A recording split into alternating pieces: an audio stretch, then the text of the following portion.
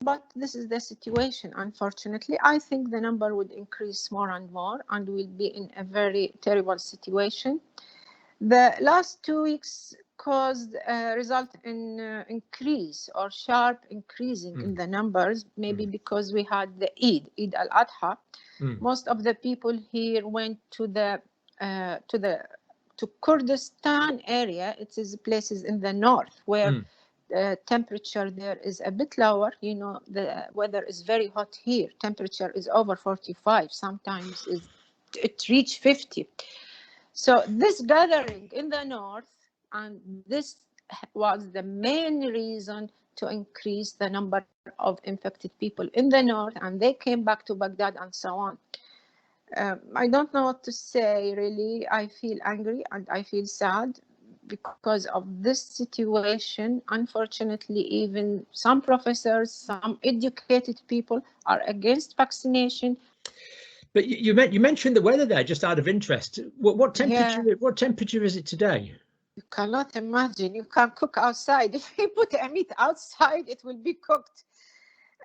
Temperature is over 45, John, in Baghdad. Maybe in the south it is higher. It would reach maybe sometimes 50, 52 centigrade.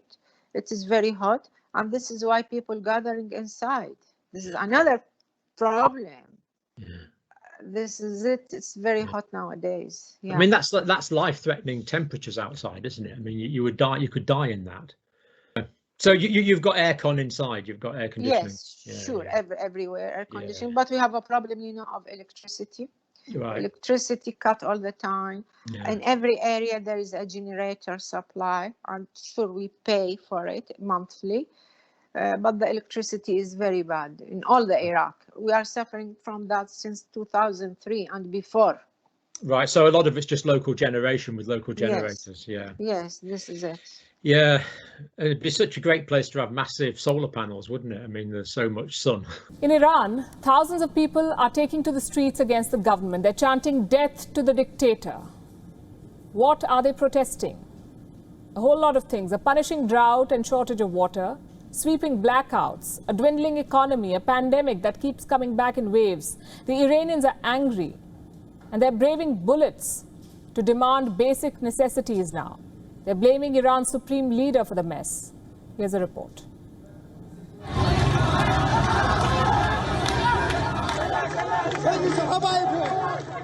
It keeps getting bigger.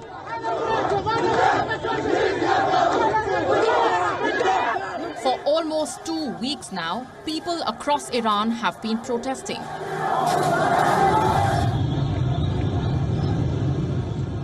This week, the protest reached Tehran, the capital city and the seat of power.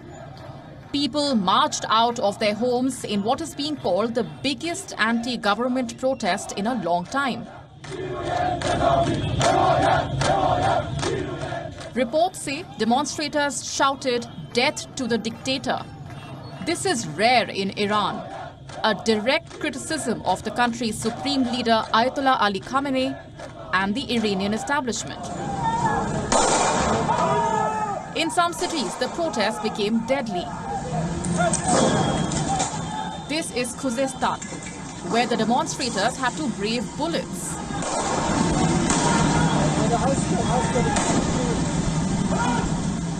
What has sparked this anger?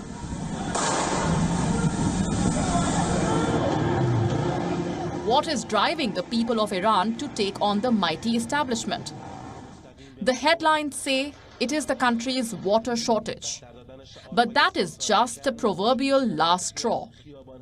The reasons are various and many. Iran is facing its worst drought in 50 years. The water shortage is acute. It has had a domino effect. There isn't enough water in dams to produce electricity, so now there is a power shortage as well. Repeated blackouts, widespread power cuts. The pent-up anger against the ruling class is boiling over. More and more protesters are pouring out on the streets. Even Iran's oil industry is feeling the heat. Thousands of workers have gone on a strike. They are demanding higher wages and better working conditions. Iran's economy has been in the doldrums for a while now. International sanctions crippled businesses. Then the virus from China struck. For the people of Iran who were already suffering, this was a double whammy. Now they are chanting death to dictators. The protests have become too big to ignore, even for Ayatollah Ali Khamenei. He spoke about the situation in Khuzestan. If the advice offered about the water and sewage structure in Khuzestan, and especially the sewage system in the city of Avaz, had been heeded, then we absolutely would not have been faced with problems we have now. The people have voiced their dissatisfaction and they cannot be blamed for all of this. They are upset. The problem with water supply is not a minor issue, especially in the extreme weather of Khuzestan. Khamenei may have adopted a softer tone in public, but the government is trying to crush the protests with a heavy hand. 4 people have already died in the protests, and that is the official figure. Activists say the toll is much higher. The Iranian state tends to show zero tolerance for dissent. It is a policy that can also backfire when you cannot provide the basics.